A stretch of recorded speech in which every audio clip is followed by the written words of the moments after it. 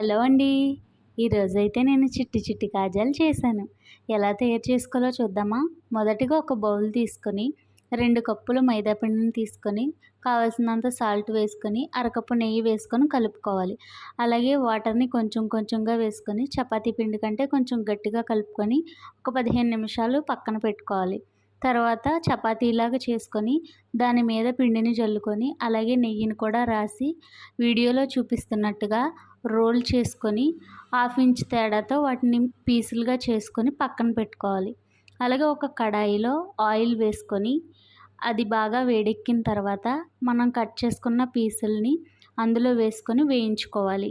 వేయించుకున్న వాటిని పక్కన పెట్టుకున్న తర్వాత అదిగో చూపిస్తున్నట్టుగా గోల్డెన్ బ్రౌన్ కలర్లోకి వచ్చేటట్లుగా వేగించుకోవాలి. అలాగే ఇంకొక కడాయి తీసుకొని దానిలో ఒక కప్పు పంచదార వేసుకొని అరకప్పు నీళ్ళని వేసుకొని అది కరిగించిన తర్వాత తీగపాకం వచ్చే వరకు చూసుకొని మనం తీసుకున్న పీసులని ఇందులో వేసుకొని కొంతసేపు పక్కన పెట్టుకోవాలి. అలాగే తర్వాత కొంతసేపు అయిన తర్వాత బౌల్లోకి తీసుకొని తినేయడమే. ఎలా ఉంది ఫ్రెండ్స్?